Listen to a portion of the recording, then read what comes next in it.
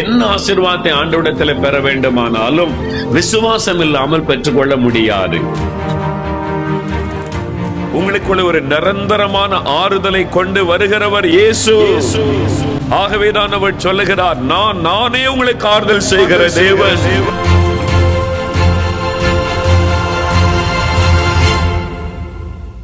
பரிசுத்த யோவான் எழுதின சுவிசேஷம் 16ஆம் அதிகாரம் 20ஆம் வசனத்தை வாசிக்க கேட்போம். யோவான் 16ஆம் அதிகாரம் 20ஆம் வசனம். மெய்யாகவே மெய்யாகவே நான் உங்களுக்கு சொல்லுகிறேன், நீங்கள் அழுது புலம்புவீர்கள், உலகமோ சந்தோஷப்படும். நீங்கள் துக்கப்படுவீர்கள், ஆனாலும் உங்கள் துக்கம் சந்தோஷமாக மாறும். ஆனாலும் உங்கள் துக்கம் சந்தோஷமாக மாறும். உங்கள் துக்கம் சந்தோஷமாய் மாறும். ஆண்டவர் இயேசு உங்களை நேசிக்கிறபடியினால் அவரை தேடி வந்திருக்கிற உங்களை பார்த்து இன்றும் அவர் சொல்லுகிறார், உங்கள் துக்கம் சந்தோஷமாக மாறும். ஏதோ ஒரு துக்கத்தை உள்ளத்திலே சுமந்து கொண்டு இன்னைக்கு ஆண்டவருடைய பாதபடியில் நீங்கள் கடந்து வந்திருக்கிறீர்கள். உங்களுடைய தனிப்பட்ட வாழ்க்கையில் காணப்பட்ட பிரச்சனை நிமித்தமாய் ஒரு துக்கம் உங்களுடைய உள்ளத்தை அழைத்தி கொண்டிருக்கலாம். உடைய குடும்பத்திற்குள்ளே காணப்படுகிற ஒரு போராட்டத்தின் நிமித்தமாய் மனம் உடைந்து துக்கத்தோடு நீங்கள் வந்திருக்கலாம். உங்களுடைய சரீரத்தில் காணப்படுகிற வியாதியின் நிமித்தமாக எனக்கு இப்படி ஒரு வியாதி வந்துவிட்டது, மரணம் வந்துவிடுமோ என்கிற ஒரு துக்கம் உங்களுடைய உள்ளத்தை அழுத்தி கொண்டிருக்கலாம்.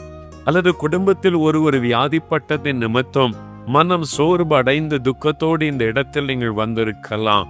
பண பிரச்சனை நிமித்தமாய், கடன் பிரச்சனையின் நிமித்தமாய், வறுமையின் நிமித்தமாய் நெருக்கப்பட்டு என்றைக்கு என் வாழ்க்கையில் ஒரு ஆசீர்வாதம் வரும், சாகுமுறைக்கும் இப்படித்தான் என் வாழ்க்கையா என்று சொல்லி ஒரு துக்கத்தோடு இந்த இடத்தில் நீங்கள் வந்திருக்கலாம்.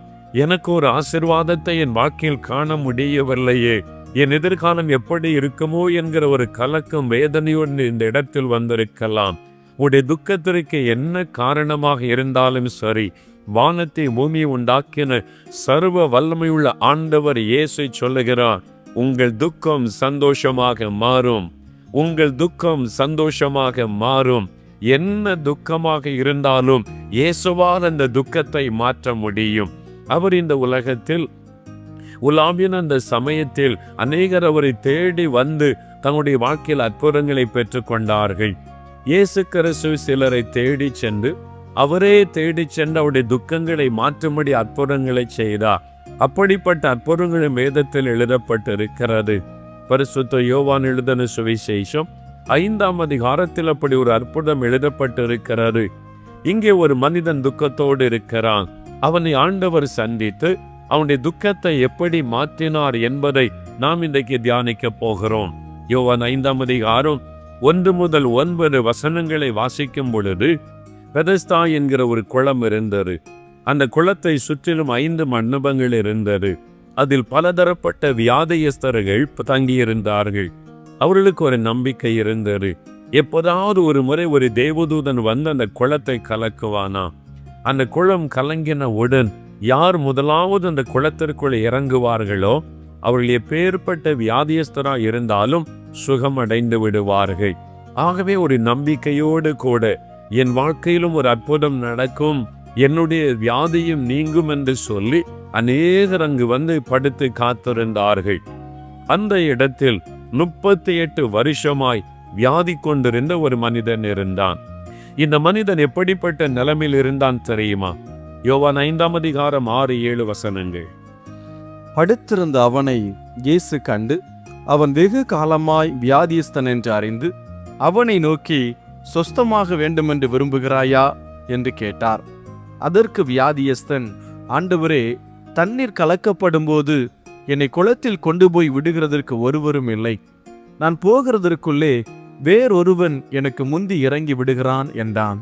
இயேசு அவனை பார்த்து, நீ சுகமாக வேண்டுமென்று விரும்புகிறாயா என்று அன்போடு கேட்கிறார். அவன் என்ன பதில் சொல்லுகிறான் பாருங்க. நான் சுகமாகணும், அதுக்குத்தான் நான் ஏங்கி கொண்டிருக்கிறேன் என்றவன் சொல்லவில்லை. என்னை தண்ணீரிலே கொண்டு போய் விடுவதற்கு ஒருவரும் இல்லை. ஏன் அப்படி அவன் பேசுகிறான்?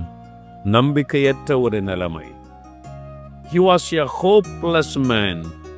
இனிமேல் எல்லாம் முடிந்தது, இனிமேல் எனக்கு சுகம் கிடைக்க போவதில்லை, இனிமேல் நான் வாழ்ந்திருக்க போவது இல்லை, 38 வருஷம் இந்த படுக்கையில் கிடந்தாகிவிட்டது, ஒருவரும் எனக்கு இல்லை, இனி மரித்து விட்டால் நல்லது. நம்பிக்கையற்ற ஒரு நிலைமைக்கு அவன் வந்து விட்டான். இனிமேல் என்ன நடக்கப் போகிறது? 38 வருஷம் கடந்து போய்விட்டது இந்த வேதனையில், படுக்கையில். இனிமேல் யார் வந்து என்னை குணமாக்குவார்கள்? இனிமேல் நான் எப்படி வாழ்ந்திருக்க முடியும்? நம்பிக்கையற்ற ஒரு நிலைமையில் அவன் இருந்தான். ஆகவேதான் இயேசுவனை தேடி போய் சந்திக்கிறார். நீங்களும் கூட நம்பிக்கையற்ற நிலைமையில் இங்கே வந்திருக்கலாம். அவ்வளவுதான், என் வாழ்க்கை முடிந்தது, இனிமேல் எனக்கு ஒரு வாழ்க்கை இல்லை, என் வாழ்க்கை இடிந்து போனது, இனிமேல் அதை யாராலும் கட்ட முடியாது, இனிமேல் எனக்கு ஒரு வாழ்க்கை இருக்கிறதா, ஆசீர்வாதம் இருக்கிறதா, எல்லாம் முடிந்து போனது. நம்பிக்கையற்ற நிலைமையில் வந்திருக்கலாம். எத்தனை வைத்தியம் செய்துவிட்டேன், இந்த வியாதி சுகமாகவில்லை, இனி சாகும் வரைக்கும் இந்த வியாதியோடு தான் வாழ வேண்டும். நம்பிக்கையற்ற நிலைமையில் வந்திருக்கலாம். ஐயா, இவ்வளவு பெரிய கடன் பிரச்சனை வந்துவிட்டது, ஏதோ ஒரு 5000 10,000 என்றால் பரவாயில்லை, 5 லட்சம் 10 லட்சம் என்று கடன் பாரம் நெருக்கிவிட்டது, இனிமேல் அதில் இன்று வெளிவர முடியாது, அவ்வளவுதான். நம்பிக்கையற்ற ஒரு நிலைமை. இனிமேல் நான் வாழ்ந்திருக்க முடியுமா? இனிமேல் எனக்கு ஒரு ஆசீர்வாதமான வாழ்க்கை உண்டா? 10 வருஷம் 15 வருஷம் 20 வருஷம் கண்ணீரிலே நாட்களை நான் கழித்து விட்டேன். இனிமேல் என் கணவருடைய வாழ்க்கையில் மாற்றம் வருமா? என் மனைவியினுடைய வாழ்க்கையில் ஒரு மாற்றம் வருமா? என் பிள்ளைகளுடைய வாழ்க்கையில் ஒரு மாற்றம் வருமா? எல்லாம் முடிந்து போனது, அவ்வளவுதான் என்கிற நம்பிக்கையற்ற நிலைமையில் வந்திருக்கலாம். உங்களை தேடி இன்றைக்கு இயேசு வந்திருக்கிறார். உங்களுக்கு ஒரு புதிய காரியத்தை செய்வதற்காக, ஒரு புதிய ஆரம்பத்தை உங்களுக்கு கொடுப்பதற்காக. முடிந்து விட்டது, அவ்வளவுதான் என்ற நம்பிக்கையற்ற நிலைமைக்கு வந்திருக்கிறீர்களா? இயேசு ஒரு புதிய ஆரம்பத்தை உங்களுக்கு கொடுக்க போகிறார். அவரால் முடியும். எப்பொழுது மனிதர்கள் முடியாது என்று சொல்லுவார்களோ, அப்பொழுது இயேசு சொல்லுவார், என்னால் முடியும் என்று. நீங்கள் முடியாதுங்கிற சூழ்நிலையில், எந்த பிரச்சனை, எந்த தேவை, போராட்டத்திற்காக வந்திருக்கிறீர்களோ, இயேசு சொல்லுவார், என்னால் முடியும் மகனே, உனக்கு ஒரு புது வாழ்க்கை கொடுக்க முடியும், என்னால் உன் பிரச்சனைகளை தீர்க்க முடியும், என்னால் உன் தேவைகளை சந்திக்க முடியும், என்னால் உன்னை குணமாக்க முடியும், என்னால் உன்னை வாழ்ந்திருக்க செய்ய முடியும் என்று இயேசு உங்களை பார்த்து சொல்லுகிறார். நம்பிக்கையற்ற நிலைமையில் வந்திருக்கலாம். 38 வருஷம் நம்பிக்கை இழந்து போனான். இனிமேல் அவ்வளவுதான், இனிமேல் வந்து யார் என்னை குணமாக்க போவது? ஆனால் இயேசு பாருங்கள், அவனுக்கு ஒரு புதிய ஆரம்பத்தை கொடுக்கிறா, புதிய வாழ்க்கை கொடுக்கிறா. உங்களுக்கு செய்வா. ஐயா, அன்றைக்கு செய்தார், இன்றைக்கு ஆண்டவர் செய்வாரா?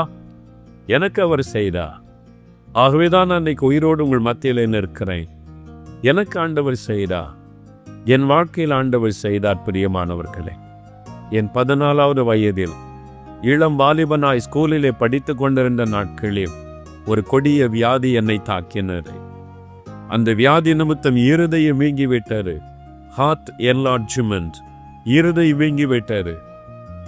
என் இருதயம் பாதிக்கப்பட்டபடியால் என் வலது கால் பாதிக்கப்பட்டு நான் படுத்த படுக்கையிலானே. என் தகப்பனார் ஒரு வியாபாரியாயிருந்தார்கள். சென்னை பட்டணத்திலே பாடி என்ற இடத்தில் நாங்கள் இருந்தோம். பாத்திர கடையின் தகப்பனார் வைத்திருந்தார்கள். எத்தனையோ ஆஸ்பத்திரி, எத்தனையோ மருந்துகள், எத்தனையோ டாக்டர்ஸ்.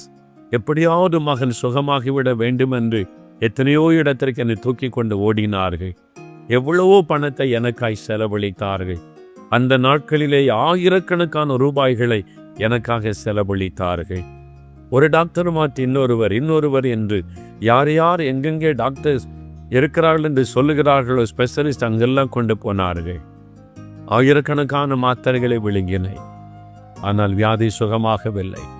வியாதி அதிகமாகி எலும்பும் தோலுமானேன். படுத்த படுக்கையிலானேன். என் வலது காலை அசைக்க கூட முடியாதபடி செயலற்று போய்விட்டது. கடைசியில் என்னுடைய நிலைமை, என் சட்டையை கழட்டினால் இருதயம் அப்படி பல்ஜாக இருக்கிறதை வெளியிலிருந்தே பார்க்க முடியும். அப்படி இருதயம் வீங்கி இருக்கிறதை வெளியிலிருந்தே பார்க்க முடியும். என் ஆஸ்பத்திரி கொண்டு போனால் ஜனங்கள்லாம் ஆச்சரியமா பார்ப்பார்கள், இந்த பையனுக்கு என்ன என்று சொல்லி. பரிதாபமான ஒரு நிலைமை.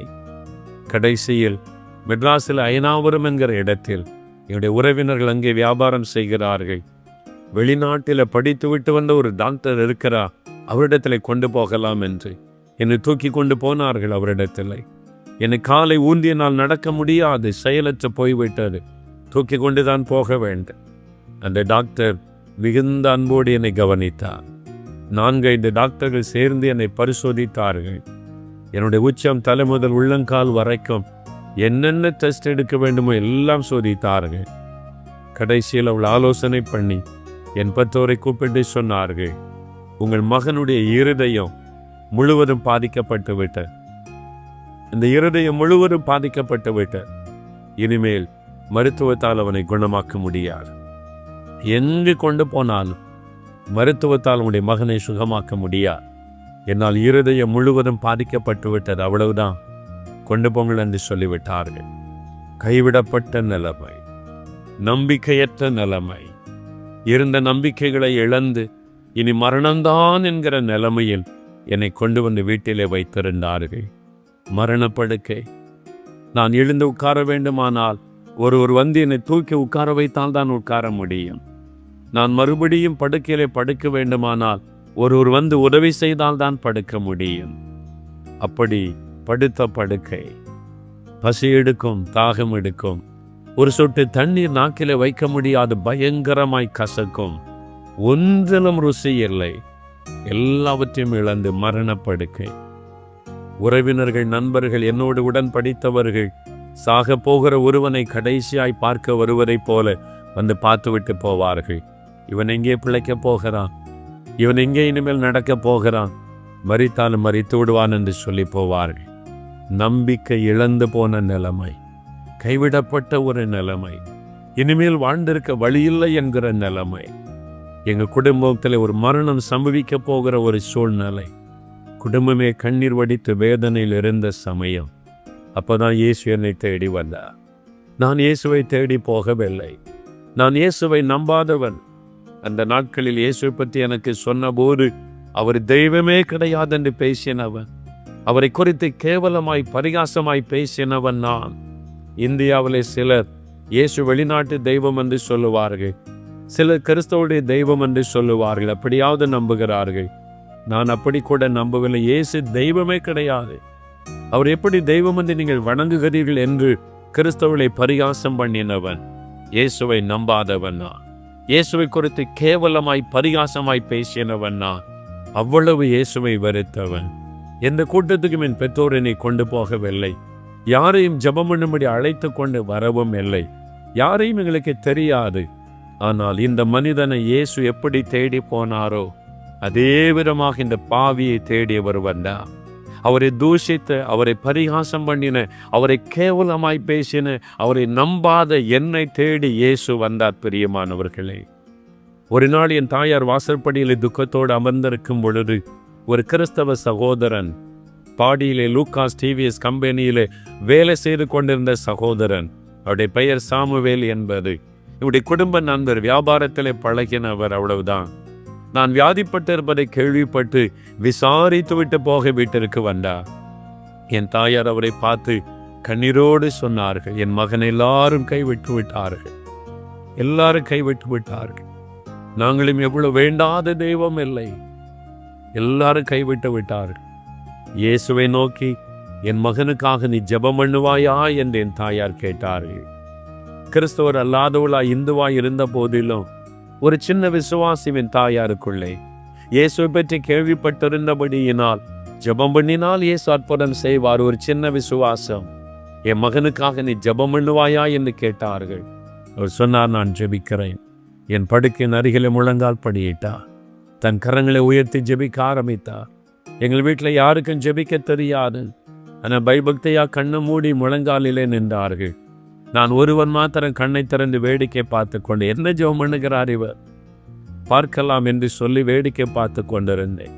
அந்த நேரத்தில் கூட நான் இயேசுவை நம்பவும் இல்லை, இயேசுவை நோக்கி கூப்பிடவும் இல்லை. மரண படுக்கையிலும் நான் இயேசுவை நம்பாதபடி அந்த அளவிற்கு நான் இயேசுவை வெறுத்தவன், மத வைராக்கியம் உள்ளவனாய் நான் காணப்பட்டேன். ஆனால் அவர் ஜெபித்து கொண்டிருக்கும் பொழுது திடீரென்று அந்த அறைக்குள் தேவ பிரசன்னம் இறங்கினது. என்னால் அதை உணர முடிந்தது. ஏதோ நடக்கிறது. ஒரு வல்லமை அந்த அறைக்குள் இறங்கி வருகிறதை உணர முடிந்தது. யாரோ அந்த அறைக்குள் வந்து என்னை நோக்கி என் படுக்கையின் அருகிலே நின்று என்னை பார்க்கிறதை என்னால் உணர முடிகிறது. என் கண்களால் பார்க்க முடியவில்லை, ஆனால் என்னை உணர முடிகிறது. என் சரீரத்தில் ஒரு நடுக்கம். ஒரு தெய்வீக பயம் உண்டாயிற்று. என் கண்களில் கண்ணீர் வடிய ஆரம்பித்தது. ஏதோ இங்கே நடக்கிறது. அவர் என் மீது கை வைக்கவில்லை. கரம் உயர்த்தி, இயேசுவே இந்த மகனை தொடுமென்று ஜெபித்து கொண்டே இருக்கிறார். ஒரு கரம் என்னை தொட்டதை நான் உணர்ந்தேன். ஒரு கரம் என்னை தொட்டதை நான் உணர்ந்தேன். ஒரு கரம் என்னை தொட்டது. அந்த கரம் தொட்ட உடன் ஒரு வல்லமை மின்சாரத்தை போல என் வலது காலின் வழியாய் பாய்ந்து போனது. அடுத்த நிமிஷம் செயலற்று கிடந்த என் கால் செயல்பட ஆரம்பித்து விட்டது. இயேசு தொட்டு அடுத்த நிமிஷம் நொண்டியாய் கிடந்த நான் எழுந்து அப்படியே படுக்கையில் அமர்ந்து விட்டேன். அவர் ஜெபம் பண்ணி முடிப்பதற்குள்ளாகவே நானாகவே படுக்கையில் எழுந்து உட்கார்ந்தேன். ஜெபம் பண்ணி முடித்த பொழுது என்னை பார்த்தார்கள். நான் படுக்கையில் எழுந்து அமர்ந்திருந்தேன். அவர் என்னை எழும்பி நட என்று சொல்லவில்லை. நானாகவே மெதுவாக என் படுக்கையில கை வைத்து எழும்பி நின்றேன். பல மாதங்கள் படுக்கையில் இருந்த அந்த சரீர பலவீனம் மெதுவாக எழுத நின்றேன். காலை எடுத்து நடக்க ஆரம்பித்தேன். என் வலது காலுக்கும் இடது காலுக்கும் சின்ன வித்தியாசம் கூட இல்லாதபடி இயேசு என்னை குணமாக்கி விட்டார். இயேசு என்னை குணமாக்கி விட்டார். அவரை வெறுத்து அவர் தெய்வம் அல்ல என்று சொன்ன என்னை இயேசு தொட்டு குணமாக்கினார். நம்பிக்கையற்ற மரண படுக்கையிலே சாக கிடந்த என்னை அவர் சுகமாக்கி ஒரு புது வாழ்க்கை அவர் எனக்கு கொடுத்தார். 2 அற்புதங்களை செய்தார். நொண்டியாய் கடந்த என்னை நடக்க பண்ணினார். வீங்கி இருந்த என் இருதயத்தை அன்றைக்கு ஆண்டவர் சுகமாக்கினார். நார்மலாய் அது மாறினது. ஏசு அற்புதமானவர். நம்பிக்கையற்றின் அவ்வளவுதான், மரணம்தான் என்கிற நிலைமையில் இயேசு என்னை சந்தித்த போது எனக்கு ஒரு புது வாழ்க்கை கொடுத்து வாழ வைத்திருக்கிறாரு என்று இயேசு என்னை சந்திக்காமல் இருந்திருந்தால் என்னுடைய கல்லறை தான் இன்றைக்கு இந்த உலகத்தில் இருந்திருக்கும். இன்றைக்கு என் வாழ்க்கை முடிந்து போயிருக்கும். அவர் என்னை தேடி வந்தபடியினால் எனக்கு இந்த அற்புதம் நடைபெற்றது. அதே இயேசு இன்னைக்கு உங்களை தேடி வந்திருக்கிறார். உங்களுக்கு அற்புதம் செய்ய வந்திருக்கிறார். என் தாயார் விசுவாசித்தார்களே, நீங்களும் இன்றைக்கு விசுவாசித்து இயேசுவே என்று சொன்னால் உங்களுக்கும் ஒரு அற்புதம் அவர் செய்வார். உங்கள் நோய்களையும் அவர் குணமாக்குவார். உங்கள் குடும்பத்தையும் அவர் கட்டி எழுப்புவார். உங்களை பிரச்சனையிலிருந்து அவர் விடுதலை ஆக்குவார். நான் சொல்லுவதற்கு காரணம் யாருக்கோ அற்புதம் செய்ததை வைத்து நான் சொல்லவில்லை. எனக்கு அவர் அற்புதம் செய்தபடியால் இயேசு இன்றும் உயிரோடு இருக்கிற ஆண்டவர், இன்றும் அற்புதம் செய்கிற ஆண்டவர் என்று உங்களுக்கு நான் அறிவிக்கிறேன். அவருடைய அன்பு எவ்வளவு ஆச்சரியமான. அவர் என்னை பழி வாங்கவில்லை. அவரை கேவலமாய் பரிகாசமாய் பேசின என்னை பழி வாங்கவில்லை. அவர் எனக்கு இரக்கம் காட்டினார், எனக்கு அன்பு காட்டினார். சாக கடந்து எனக்கு ஒரு புது வாழ்க்கை கொடுத்தார்.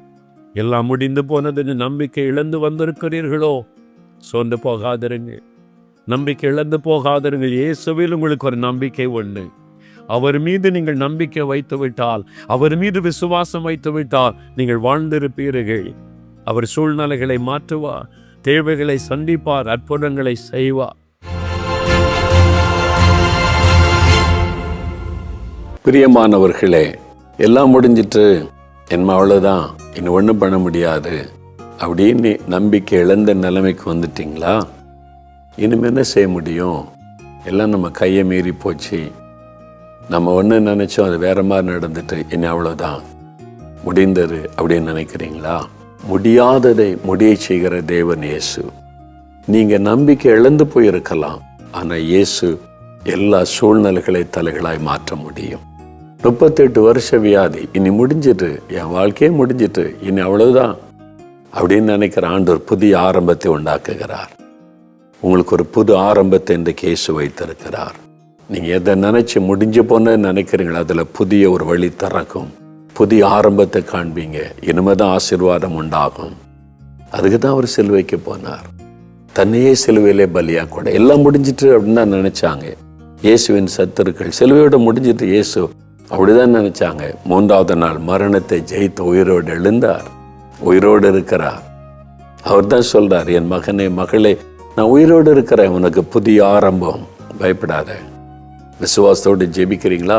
என் கூட சேர்ந்து வலது கரம் வைத்து கொள்ளுங்க. இப்போ என் கூட சேர்ந்து ஜெபம் பண்ணுங்க விசுவாசத்தோட. தகப்பனே, இந்த மகனோடு மகளோடு இணைந்து ஜெபிக்கிறேன்.